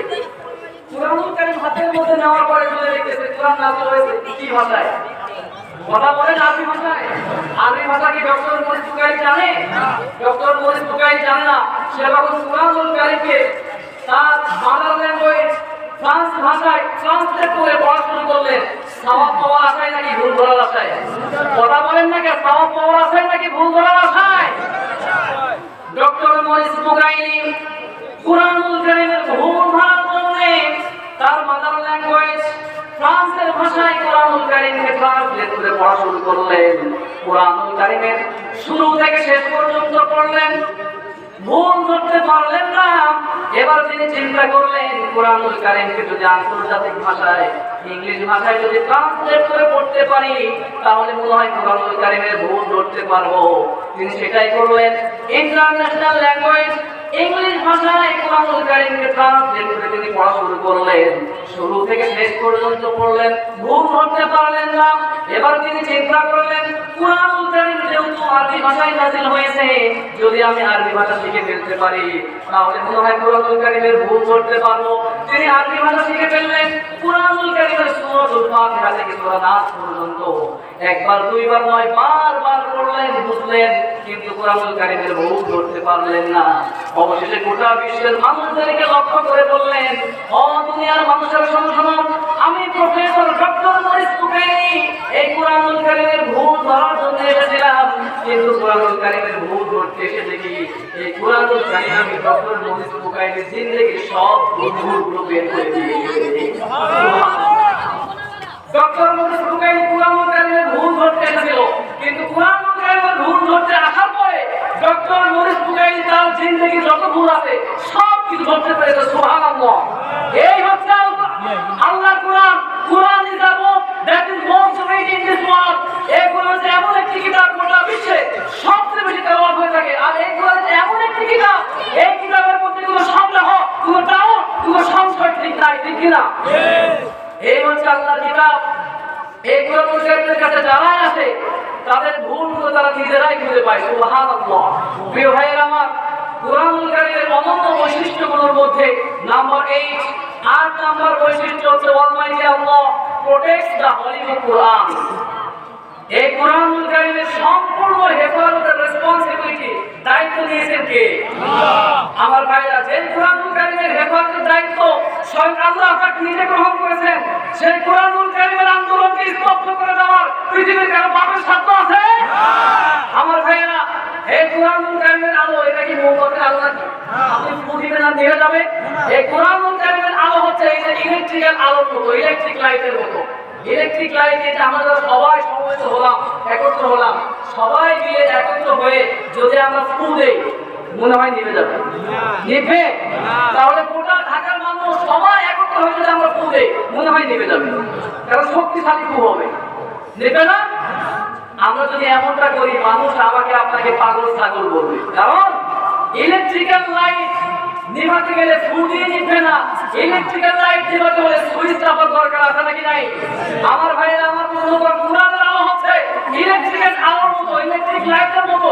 ইলেকট্রিক্যাল লাইটের সুইচ আমাদের কন্ট্রোলে থাকলেও কোরআনুল কারীমের আলোকে বন্ধ করার সুইচ আল্লাহ রাব্বুল আলামিন কোন নবী রাসূলকেও দেন নাই, আল্লাহ রাব্বুল আলামিন নিজের কাছে রেখে দিয়েছেন। সুবহানাল্লাহ। সুতরাং এই কোরআনুল কারীমের আলোকে যারাই নিভাতে আসবে, তারাই তীব্রতা নিভে যাবে, ঠিক কিনা? আমার ভাইরা, এই কোরআনুল কারীমের আলোকে নিভাতে এসেছিল ফিরআউন, হামান, কারুন, উতবা, সাইবা, আবু জাহেল সহ ওয়ালিদ ইবনে মুগীরা সহ আরো অনেকে এসেছে। কেউ কি পেরেছে কথা বলেন? কেউ পারে নাই। বরং যারাই কোরআনুল কারীমকে স্তব্ধ করতে এসেছে, তারাই চিরতরে জিল্লতি হয়ে এই দুনিয়া থেকে বিদায় নিয়েছে, ঠিক কিনা? এটাই বাস্তবতা, এটাই রিয়ালিটি। কারণ পৃথিবীতে কেউ কখনো চিরস্থায়ী হতে পারে না। আল্লাহ রাব্বুল আলামিন এই কথাটাই পবিত্র কোরআনুল কারীমের মধ্যে সূরাতুল হিজরের 9 নম্বর আয়াতের মধ্যে জানিয়ে দিলেন, ইন্না নাহনু নাযালনাল যিকরা ওয়া ইন্না লাহু লাহাফিজুন। আল্লাহ রাব্বুল আলামিন বললেন, এই কোরআনুল কারীমকে আমি আল্লাহ রাব্বুল আলামিন নাযিল করেছি, আর এই কোরআনুল কারীমের হেফাজতের দায়িত্ব স্বয়ং আমি আল্লাহ রাব্বুল আলামিন নিজেই গ্রহণ করে নিয়েছি। যেহেতু কোরআনুল কারীমের হেফাজতের দায়িত্ব আল্লাহ রাব্বুল আলামিন নিয়েছেন, পৃথিবীর কারো বাপের শক্তি নাই কোরআনুল কারীমের আন্দোলনকে স্তব্ধ করে দেওয়া। কারণ বাংলাদেশের প্রত্যেকটা কোরআনের ময়দানকে আপনি লক্ষ্য করে দেখেন, প্রত্যেকটা কোরআনের ময়দানের মধ্যে যুবক আর তরুণদের যে গণজোয়ার, গণবিস্ফোরণ তৈরি হচ্ছে, এটা দেখে আমার তো মনে হচ্ছে সেই দিন আর বেশি দূরে নয়, যেই দিন শুধু বাংলাদেশ নয়, গোটা বিশ্বে কালেমার পতাকা পথ পথ করে উঠবে ইনশাআল্লাহ। এতে কোনো সন্দেহ নাই। প্রিয় ভাইরা আমার, কোরআনুল কারীমের নাম্বার 9 নম্বর পয়েন্ট হচ্ছে, পৃথিবীর মধ্যে একটি মাত্র কিতাব হচ্ছে কোরআন, যে কোরআনের দিকে তাকাইলে সওয়াব, পড়লে সওয়াব, শুনলে সওয়াব, আছে নাকি নাই? পৃথিবীর মধ্যে আর কোনো কিতাব আপনি খুঁজে পাবেন না যে কিতাবের দিকে তাকাইলে সওয়াব হয়, পড়লে সওয়াব হয়, শুনলেও সওয়াব হয়। এমন কোনো কিতাব আছে? আছে নাকি কথা বলেন? বেদ, রামায়ণ, জিন্দা ভেস্তা, এগুলো পড়লে কি সওয়াব আছে? কথা বলেন না কেন আছে? কিন্তু কোরআন এটা এমন একটি কিতাব, কোরআনের দিকে তাকাইলে সওয়াব। সুবহানাল্লাহ। এখন আপনারা বলবেন, হুজুর আপনি দলিল দেন, বানানো কথা আমরা বিশ্বাস করি না। আল্লাহ রাব্বুল আলামিন তার প্রিয় হাবিবের মাধ্যমে জানিয়ে দিলেন। আল্লাহ রাব্বুল আলামিনের প্রিয় হাবিব কি সুন্দর করে বললেন, আন-নাযরু ইলা সালাসাতি আশিয়াই ইবাদা। পৃথিবীর মধ্যে 3টি জিনিস রয়েছে, যে 3টি জিনিসের দিকে আপনি তাকাইলে সব সুবহানাল্লাহ। নাম্বার 1, 1 নম্বরে নবীজি বললেন, আন-নাযরু ইলাল কাবাতি ইবাদা। আল্লাহর ঘর কাবা শরীফের দিকে আপনি যদি নজর দেন, আপনার আমলনামার মধ্যে সওয়াব দিবেন কে? 2 নম্বরে নবীজি বললেন, আন-নাযরু ইলাল ওয়ালিদাইনি ইবাদা। আপনার মা বাবার দিকে আপনি যদি নেক নজরে তাকান, তাহলে আপনার আমলনামার মধ্যে সওয়াব দিয়ে ভরপুর করে দিবেন কে? নাম্বার 3 নম্বরে নবীজি বললেন, আন-নাযরু ফিল মুসহাফি ইবাদা। কুরআনুল কারীমের দিকে আপনি তাকাইলে আপনার আমলনামার মধ্যে সওয়াব দিবেন কে? আমার ভাইরা, আমার বন্ধুগণ, এখন বলবেন হুজুর কোরআনের দিকে তাকাইলে সওয়াব হয়, আমরা দলিল পেয়ে গেছি, কিন্তু কুরআনুল কারীম পড়লে যে সওয়াব হবে এই ব্যাপারে আপনি দলিল দেন। বিশ্বনবী সাল্লাল্লাহু আলাইহি ওয়াসাল্লাম মুসলিমের বর্ণনায় বলেছেন, বিশ্বনবী সাল্লাল্লাহু আলাইহি ওয়াসাল্লাম বলেছেন, মান ক্বারা হারফান মিন কিতাবিল্লাহ ফালাহু বিহি হাসানাহ ওয়াল হাসানাতু বিআশরি আমসালিহা। আল্লাহ রাব্বুল আলামিনের প্রিয় হাবিব বলেছেন, যে ব্যক্তি কোরআনুল কারীমের একটি মাত্র অক্ষর তেলাওয়াত করবে তার আমলনামার মধ্যে আল্লাহ পাক বিনিময় হিসেবে একটি সওয়াব দিবেন না। একটি অক্ষর যদি আপনি পড়তে পারেন আপনার আমলনামার মধ্যে 10টি নেকি দান করে দিবেন কে? আরেকটু জোরে বলেন কে? নবীজি বললেন কোরআনের দিকে তাকাইলে সওয়াব, কোরআন পড়লে সওয়াব, কোরআন শুনলে সওয়াব আছে নাকি নাই? এবার আল্লাহ রাব্বুল আলামিন সরাসরি কোরআনের মধ্যে বলে দিলেন, ওয়া ইযা কুরিআল কুরআনু ফাসতামিউ লাহু ওয়া আনসিতু লাআল্লাকুম তুরহামুন।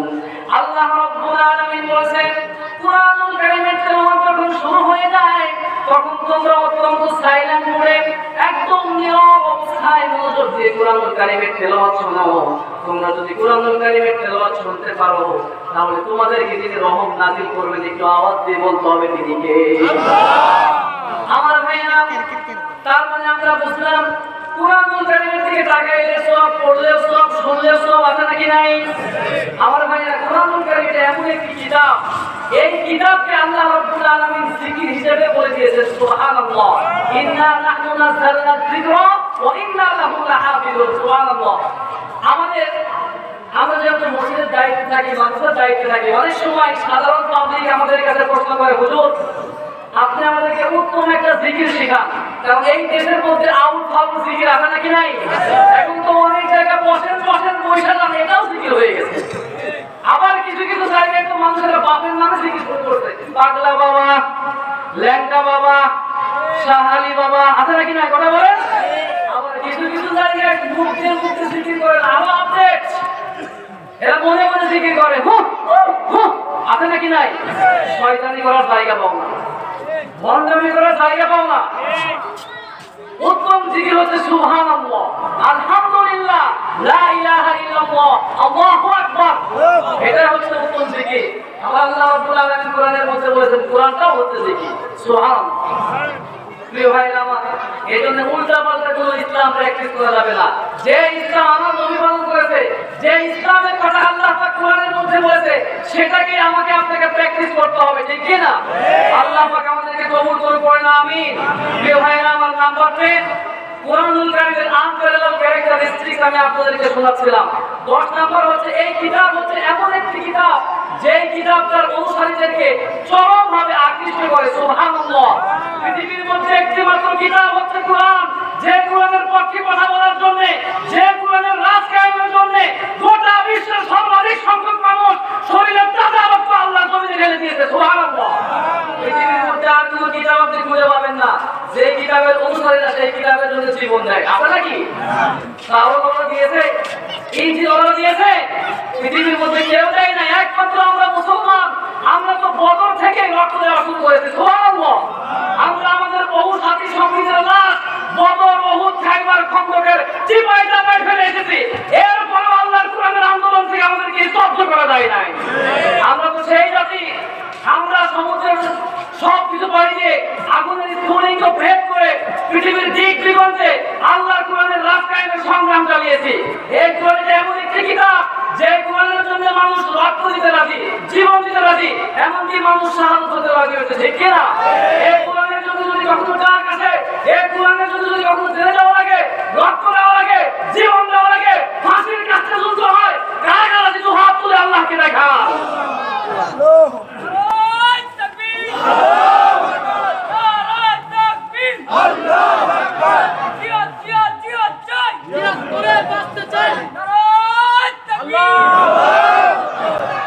আমার ভাইরা, আমার বন্ধুগণ, কোরআন হচ্ছে এমন একটি কিতাব যে কিতাব তার অনুসারীদেরকে চরমভাবে আকৃষ্ট করে। সুবহানাল্লাহ। কারণ এই যে কোরআনের আকর্ষণে আপনারা চলে এসেছেন। আপনারা প্রত্যেকে আমি জানি অনেক ব্যস্ত মানুষ, সারাটা দিন অনেকে ডিউটি করেছেন, অনেকে রাতের বেলা অনেক ব্যস্ত থাকেন, আমি খুব ভালোভাবেই জানি। কিন্তু আপনারা একমাত্র কোরআনের আকর্ষণে ছুটে এসেছেন। সুবহানাল্লাহ। আপনারা যারা এখানে আসলেন, আমি আল্লাহর কাছে দোয়া করছি আল্লাহ রাব্বুল আলামিন যেন আজকের এই দিনের ওসিলায়, সময়ের ওসিলায়, কিয়ামতের ময়দানে আল্লাহ পাক যেন আমাদেরকে নাজাত দিয়ে জান্নাতুল ফিরদাউস নসিব করে দেয়। আমার ভাইয়েরা, নাম্বার 11 নম্বর হচ্ছে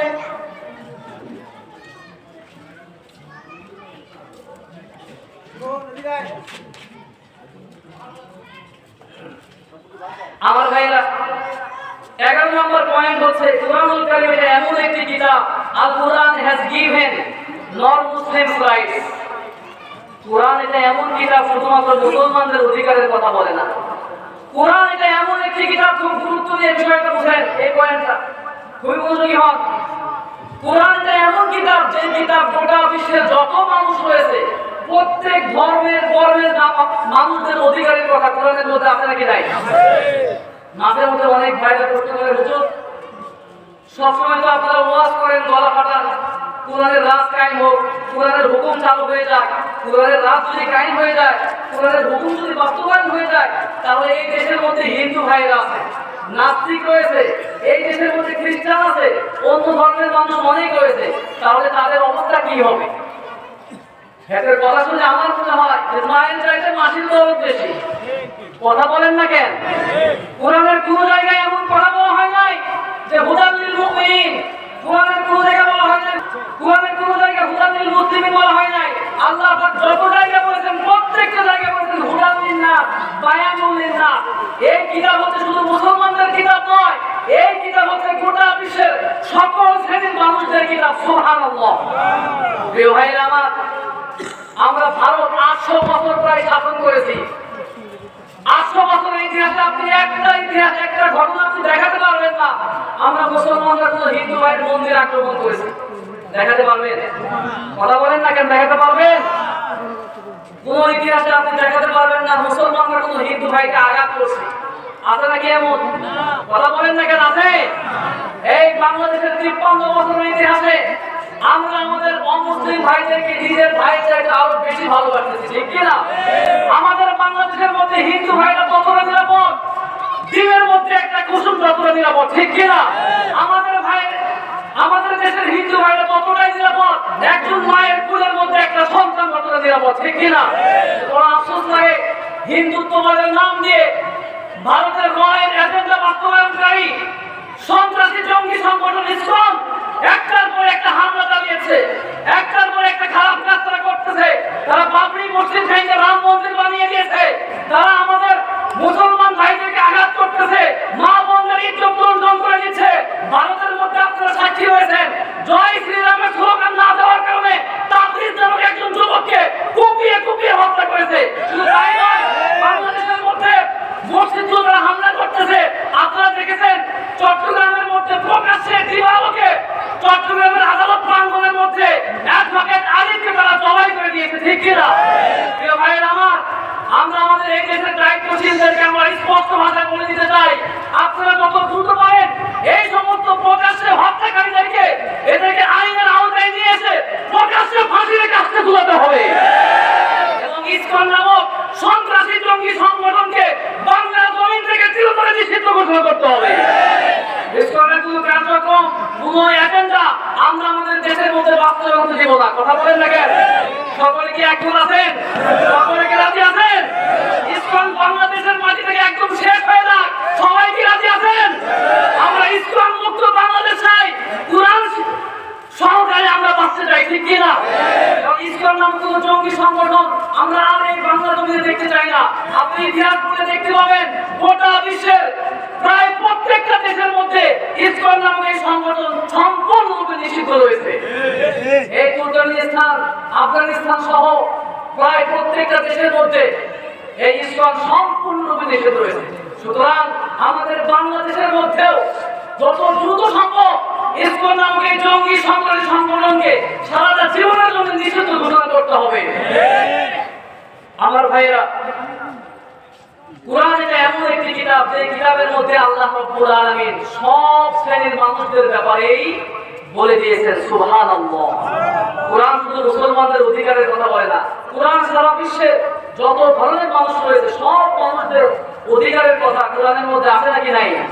আমার ভাইরা, 12 নম্বর পয়েন্ট হচ্ছে কুরআনুল কারীম।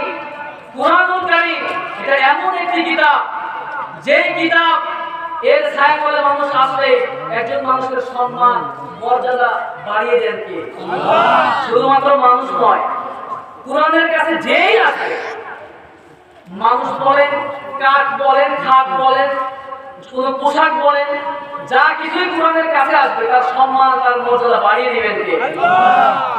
আমার ভাইয়েরা, বছরের মধ্যে 12টি মাস রয়েছে। 12টি মাসের মধ্যে সবচাইতে দামি মাস কোনটি কথা বলেন? রমজান মাস। কোনো সন্দেহ আছে নাকি? রমজান মাস তো দামি হলো কেন? আল্লাহ রাব্বুল আলামিন কোরআনের মধ্যে বলে দিলেন, শাহরু রমাদানাল্লাযী উনজিলা ফীহিল কুরআন। কারণ রমজান মাসে আল্লাহ পাক কোরআন নাযিল করেছে, সুবহানাল্লাহ। রমজান মাসে কোরআন নাযিল হওয়ার কারণে রমজান মাসের সম্মান আর মর্যাদা অন্যান্য মাসের চাইতে বাড়িয়ে দিয়েছেন কে? আল্লাহ। আমার ভাইয়েরা, প্রশ্নের উত্তর দেন। 365 দিন রয়েছে, 365 রাত রয়েছে। এমন একটি রাত রয়েছে যে রাতের মর্যাদা হাজার মাসের চাইতে উত্তম। সে রাত কোনটি? লাইলাতুল কদর। এই কদরের রজনীর এত সম্মান এত মর্যাদা হলো কেন? তার কারণ হিসেবে রব্বুল আলামিন বলে দিয়েছেন, ইন্না আনজালনাহু ফি লাইলাতিল কদর। আল্লাহ রব্বুল আলামিন বলেছেন কদরের রজনীর মর্যাদা এত বেশি বেড়ে গেছে, তার কারণ হলো এই রাতে কোরআনুল কারীমকে নাযিল করেছেন কে? আল্লাহ। আমার ভাইরা, বিভিন্ন ফার্নিচার আমরা তৈরি করি, অনেক দামি দামি কাঠ দিয়ে আমরা চেয়ার বানাই, টেবিল বানাই, সোফা বানাই। আমাদের পা অনেক সময় লেগে যায়। আমরা কি কখনো কাঠ দিয়ে সোফাকে আমরা কি সালাম করি নাকি? কথা বলেন। কিন্তু সামান্য 2 টুকরা কাঠ দিয়ে যখন কোরআনুল কারীম রাখার বেহাল বানানো হয়, কোনো অবস্থায় যদি আমাদের পায়ে লেগে যায় তাহলে আমরা চুম্বন করি, সালাম করি। কথা বলেন। আমার ভাইরা, যখন আপনি গার্মেন্টসে যাবেন, কোন পোশাকের দোকানে যাবেন, তখন দেখা যাবে অনেক দামি দামি কাপড় আপনার পায়ে লাগতেছে। এরপরও কি আপনি কখনো সম্মান রেখে চুমু খেয়েছেন নাকি? কথা বলেন। কোনো সময় চুমু খান নাই। কিন্তু কোরআনুল কারীমকে ঢেকে রাখার জন্য যখন একটা নরমাল কাপড় দিয়ে গিলাস বানানো হয়, তখন দেখা যায় ভুল ক্রমে যদি পড়ে যায়, ভুল ক্রমে যদি আমাদের পায়ের সঙ্গে লেগে যায়, তাহলে আমরা বুকের মধ্যে নিয়ে চুম্বন করি, বারবার আল্লাহর কাছে মাপ চাই। তার কারণ হলো এই সমস্ত কাঠ এবং পোশাক সব কিছু সম্পর্ক হয়েছে কোরআনুল কারীমের সাথে, সুবহানাল্লাহ। আমার ভাইয়েরা, সাইয়েদনা ওমর রাদিয়াল্লাহু আনহু ইসলাম গ্রহণ করার পরে তিনি ছিলেন মক্কার মধ্যে সবচেয়ে শ্রেষ্ঠ একজন কাফের। কিন্তু তিনি যখন কোরআনের সুশীতল ছায়াতলে চলে আসলেন, তখন সম্মান আর মর্যাদা তার এত বেশি বেড়ে গেল। আল্লাহ রাব্বুল আলামিন ওমরের মর্যাদা এত বাড়িয়ে দিলেন, দুনিয়ার জমিনে থাকা অবস্থায় জান্নাতুল ফিরদাউসের সার্টিফিকেট দিয়ে তাকে ধন্য করেছেন, সুবহানাল্লাহ। যার ব্যাপারে বিশ্বনবী বলেছেন, লা নাবিয়্যা ওয়ালা রাসূলা মিন বাদি। আমার পরে কোনো নবী নাই, আমার পরে কোনো রাসূল নাই। আমার পরে যদি কোনো নবী থাকতো কিংবা রাসূল থাকতো, লাকানা উমর, তাহলে অবশ্যই অবশ্যই আমার ওমর নবী হয়ে যেত, সুবহানাল্লাহ। তার কারণ হলো ওমর রাদিয়াল্লাহু আনহু কোরআনের ছায়াতলে চলে এসেছেন। এইভাবে করে সকল সাহাবীরা কোরআনুল কারীমকে ভালোবেসেছেন, কোরআনুল কারীমের ছায়াতলে চলে আসছেন। এই জন্য রব্বুল আলামিন সব সাহাবীদের ব্যাপারে পবিত্র কোরআনুল কারীমের কয়েক জায়গায় বলেছেন, রাদিয়াল্লাহু আনহুম ওয়া রাদু আনহু। আল্লাহ রাব্বুল আলামিন তারা সন্তুষ্ট, আল্লাহ রাব্বুল আলামিন সাহাবীদের প্রতি সন্তুষ্ট হয়ে গিয়েছেন, সুবহানাল্লাহ। বিশ্বনবীর একজন প্রখ্যাত সাহাবী জুনাইদ রাদিয়াল্লাহু আনহু দেখতে শুনতে অনেক কুচকুচে কালো ছিল। ধন দৌলত, টাকা পয়সা, গাড়ি বাড়ি কোনো কিছুই তার ছিল না। আমার ভাইরা, এমন একজন সাহাবী, তার আরেকটি নাম হচ্ছে তামিম, যার অর্থ হচ্ছে কুচকুচে কালো। এমন একজন গরীব সাহাবী, বিশ্ব নবীর আহলে সুফার মধ্যে তিনি বসবাস করতেন। তার কোনো অবস্থায় ভালো ছিল না। মানুষের কোনো কিছু ছেড়ে দিলে, খাওয়ার জিনিস ফেলে দিলে মানুষের উচ্ছিষ্ট গুলো সে খেয়ে বেঁচে থাকতো। আমরা তো স্বাভাবিকভাবে পানি পান করার সময় একটা গ্লাস ব্যবহার করি, তার সামান্য একটা গ্লাস ছিল না। এমন একজন গরিব সাহাবী হচ্ছে জুলাইবি। বিশ্বনবী সাল্লাল্লাহু আলাইহি ওয়াসাল্লাম একদিন তিনি বসা সাহাবীদেরকে নিয়ে বসে রয়েছেন। বিশ্বনবী সাল্লাল্লাহু আলাইহি ওয়াসাল্লামের সামনে দিয়ে সেই সাহাবী হেঁটে হেঁটে যাচ্ছেন। বিশ্বনবী বললেন, ও আমার জুলাইবি, তুমি কি বিয়ে করবে না? এখানে অবিবাহিত যুবক আছে নাকি নাই কথা বলেন? বিয়ে করার দরকার আছে নাকি নাই? বিশ্বনবী বললেন, ও জুলাইবি, তুমি কি বিয়ে করবে না? জুলাইবি বলতেছে, ও আল্লাহর নবী, ও আল্লাহর হাবিব, আমার মতো গরিব সাহাবী, তার ধন দৌলত টাকা পয়সা গাড়ি বাড়ি কোনো কিছুই নাই, আমার মতো গরিব সাহাবীকে কোন বাবা কোন মা তার মেয়েকে বিয়ে দিবেন? সুতরাং আমি পরকালের অপেক্ষায় রয়েছি। আল্লাহর জন্য আমি জিহাদ করব, আল্লাহর দ্বীন কায়েম করব। দ্বীন কায়েম করতে করতে আমি শহীদ হয়ে যাব। আল্লাহ রাব্বুল আলামিন আমাকে জান্নাতুল ফিরদাউস দান করবেন এবং জান্নাতুল ফিরদাউসের মধ্যে আল্লাহ পাক আমাকে বড় দান করবেন। আমি তো সেই জিনিসটার অপেক্ষায় রয়েছি। নবী প্রথম দিন তাকে ছেড়ে দিলেন, দ্বিতীয় দিন আবার নবীর সামনে নিয়ে যাচ্ছেন। বিশ্বনবী বললেন, ও জুলাইবি, তুমি কি বিয়ে করবে না? জুলাইবি বলতেছেন, ও আল্লাহর নবী, আমার মতো গরিব সাহাবীকে পৃথিবীর কোনো মা বাবা তার মেয়েকে বিয়ে দিবে না। সুতরাং আমি পরকালের অপেক্ষায় রয়েছি। দ্বিতীয় দিন তাকে ছেড়ে দেওয়া হলো। তৃতীয় দিন নবীদের সামনে দিয়ে আবার যাচ্ছেন। বিশ্বনবী সাল্লাল্লাহু আলাইহি ওয়াসাল্লাম আবার বললেন, ও আমার সাহাবী জুলাইবি, তুমি কি বিয়ে করবে না? সেই দিন তিনি একই উত্তর দিলেন, আমি পরকালের অপেক্ষায় রয়েছি। তখন নবীজি তাকে সামনের দিকে ডাকলেন, নবীজি কাছে নিয়ে এসে বললেন, ও আমার সাহাবী জুলাইবি, আমার অমুক আনসারী সাহাবীর কাছে যাও, তার বাড়ির মধ্যে তার একটা মেয়ে রয়েছে, অনেক সুন্দরী মেয়ে, মদিনার মধ্যে সবচেয়ে সুন্দরী মেয়ে। তুমি তার কাছে গিয়ে বলো, বিশ্বনবী আমাকে পাঠিয়েছেন আপনার মেয়ের সঙ্গে আমার বিয়ে দেওয়ার জন্য। আল্লাহু আকবার। বিশ্বনবী সাল্লাল্লাহু আলাইহি ওয়াসাল্লামের কাছ থেকে এই কথা শোনার পরে বিশ্বনবীর সাহাবী জুলাইবি তিনি চলে গেলেন সেই আনসারী সাহাবীর বাড়ির কাছে। দরজায় কড়া নাড়লেন, নক করলেন। দরজার ভেতর থেকে আনসারী সাহাবী বের হয়ে আসলেন, এসে বললেন, কি ব্যাপার, তুমি আবার কে? তখন জুলাইবি বলতেছেন, আল্লাহর নবী আমাকে পাঠিয়েছেন আপনার মেয়ের সঙ্গে আমাকে বিয়ে দিয়ে যান। সুবহানাল্লাহ। জুলাইবির কথা শুনে সেই আনসারী সাহাবী বললেন, তোমার সঙ্গে আমার মেয়েকে আমি কিভাবে বিয়ে দিব? তোমার ধন নাই, দৌলত নাই, গাড়ি নাই, বাড়ি নাই, কোনো কিছুই নাই। তোমার চুলগুলো কেমন উস্কো খুস্কো, তোমার চেহারাটা একেবারে মুসকুসে গেল।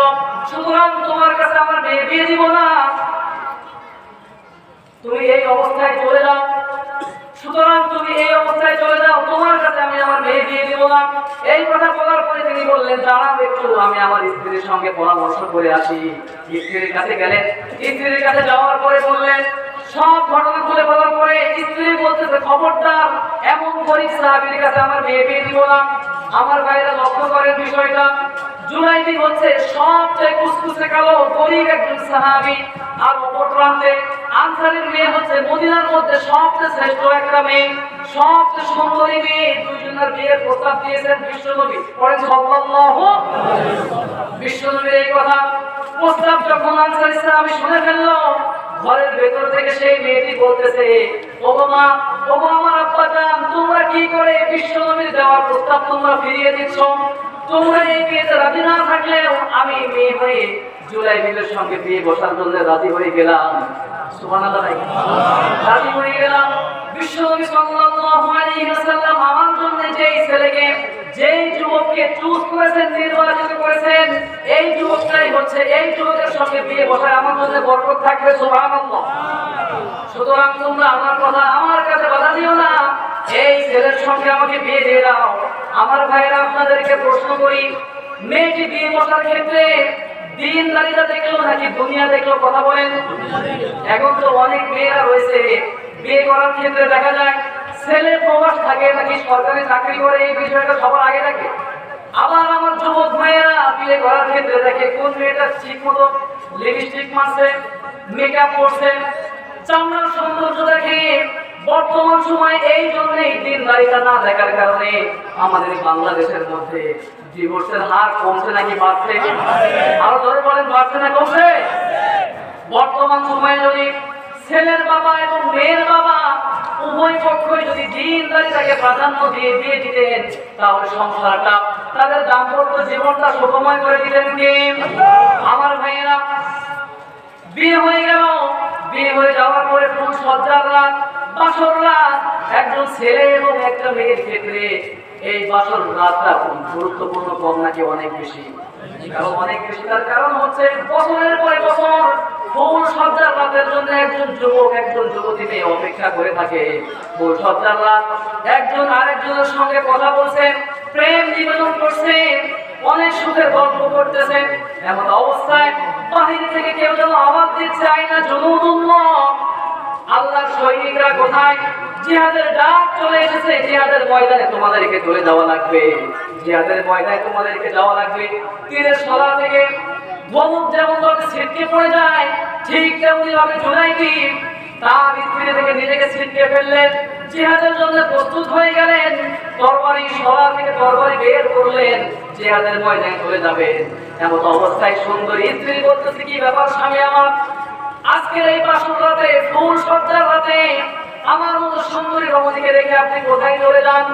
তখন তিনি বললেন, আল্লাহর নবী, আল্লাহর রাসূল জিহাদের ডাক দিয়েছেন, যুদ্ধ করতে হবে, আল্লাহর রাস্তায় জিহাদ করে শহীদ হওয়ার জন্য আমি আল্লাহর রাস্তায় ছুটে চলে যাচ্ছি। আমার ভাইয়েরা, আমার ভাইয়েরা, এই জায়গাটি সবচেয়ে বেশি লক্ষণীয় একটা বিষয়। জুনাইদি রাদিয়াল্লাহু আনহু তার সবচেয়ে সুন্দরী একজন স্ত্রীকে বাসর ঘরে রেখে আল্লাহর রাস্তায় জিহাদ করার জন্য, কুরআনের রাজ কায়েম করার জন্য তিনি তার স্ত্রীকে রেখে বাসর রাতে তিনি জিহাদের ময়দানে চলে গিয়েছেন। সুবহানাল্লাহ। আফসোস থাকে বর্তমান সময়ে অনেক যুবক আর তরুণ ভাইয়েরা মোবাইল ছাড়তে পারে না, সারাটা রাত শুধু মোবাইল স্ক্রলিং করতে থাকে, ইউটিউব, ফেসবুক, টুইটার নিয়ে আমার যুবক আর তরুণ ভাইয়েরা পড়ে থাকে, ঠিক কিনা? তো আমার যুবক আর তরুণ ভাইদের উচিত ছিল কুরআনের রাজ কিভাবে কায়েম করা যায় এই জিনিসটা সবচেয়ে বেশি চিন্তা করা, ঠিক কিনা? জুলাইবি রাদিয়াল্লাহু আনহু জিহাদের ময়দানে চলে গেলেন, যুদ্ধ শুরু হয়ে গেল।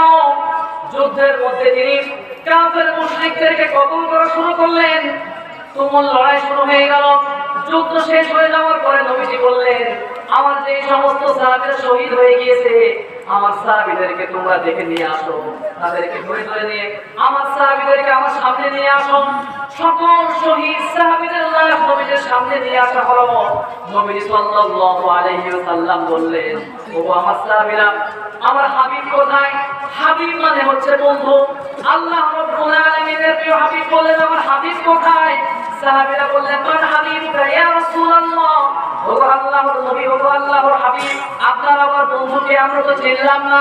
নবীজি বললেন, তোমরা আমার হাবিবকে চিনলাম না, আমি নিজেই যুদ্ধের ময়দানে চলে যাব। যুদ্ধের ময়দানে গিয়ে তিনি লাশ খোঁজা শুরু করলেন। একটা প্রান্তরে গিয়ে তিনি দেখতে পেলেন চারপাশে চারটি কাফেরদের লাশ পড়ে রয়েছে, মাঝখানে উস্কো চেহারা নিয়ে জুলাইবি রাদিয়াল্লাহু আনহু শহীদ হয়ে পড়ে রয়েছে। জুলাইবি রাদিয়াল্লাহু আনহুর মাথা বিশ্ব নবীর উরুমবরকের মধ্যে রাখলেন এবং বললেন, আমার সাহাবীরা শোনো, তোমরা আমার হাবিবকে চিনো না, এই হচ্ছে আমার হাবিব। ও জুলাইবি, তুমি আমার, আমি বিশ্ব নবী তোমার হয়ে গেলাম। আল্লাহু আকবার। এখন আমার যুবক ভাইয়েরা প্রেম করে, অবৈধ রিলেশন করে আর বলে, গার্লফ্রেন্ড তুমি আমার, আমি তোমার হয়ে গেলাম। নাউযুবিল্লাহ। আছে নাকি নাই? কথা বলেন। আমি বানিয়ে বলছি, তোমার জন্য আমি জীবন দিয়ে দেব। আছে নাকি নাই? আছে। এই জীবন কি আপনার গার্লফ্রেন্ড আপনাকে দিয়েছেন? জীবন দিয়েছেন কে? আল্লাহ। জুলাইবি রাদিয়াল্লাহু আনহু তিনি শহীদ হয়ে গেলেন। নবীজি বলছেন, এই হচ্ছে আমার বন্ধু, এই হচ্ছে আমার হাবিব। বিশ্বনবী সাল্লাল্লাহু আলাইহি ওয়াসাল্লাম হঠাৎ করে বাম উরু থেকে ডান উরুতে জুলাইবিকে নিয়ে নিলেন। সাহাবীরা অবাক বললেন, ইয়া রাসূলুল্লাহ, কিছুই তো বুঝলাম না, বাম উরুতে তার মাথা ছিল, ডান উরুতে আপনি হঠাৎ করে সরিয়ে নিলেন, তার মানেটা কি? নবীজি বললেন, আমার জুলাইবি অত্যন্ত পার্সোনালিটি সম্পন্ন একজন মানুষ ছিল, সে অনেক লজ্জাশীল, অনেক লাজুক একজন সাহাবী ছিল, এই জন্য আমি তাকে বাম কাপ থেকে ডান উরুতে আমি এই জন্য নিলাম, কারণ আমার জুলাইবিকে ওয়েলকাম করার জন্য সে যেহেতু তার সুন্দরী রমণী স্ত্রীকে তার বাসর ঘরে রেখেছে, আল্লাহর রাস্তায় জিহাদ করতে গিয়ে শহীদ হয়ে গিয়েছে, এই জন্য আল্লাহ রাব্বুল আলামিন খুশি হয়ে জান্নাত থেকে হুর পাঠিয়ে তাকে ওয়েলকাম করার জন্য। সুবহানাল্লাহ। আমার যুবকের তরুণ ভাইরা, আপনারা ঐক্যবদ্ধ হওয়া লাগবে, আপনারা যদি একটিবারের জন্য ঐক্যবদ্ধ হয়ে ইসলামের পক্ষে কাজ করতে পারেন, কোরআনের পক্ষে থাকতে পারেন, গোটা বিশ্বে যত ষড়যন্ত্র হোক না কেন, কখনো কোশ্চেন কালেও কোনো অবস্থাতে আল্লাহ কোরআনের আন্দোলনকে কেউ স্তব্ধ করতে পারবে না, ঠিক কিনা? সকলকে আমরা কি ঐক্যবদ্ধ হতে রাজি আছি? আল্লাহ পাক আমাদেরকে কবুল আর মঞ্জুর করে পায় না, আমিন।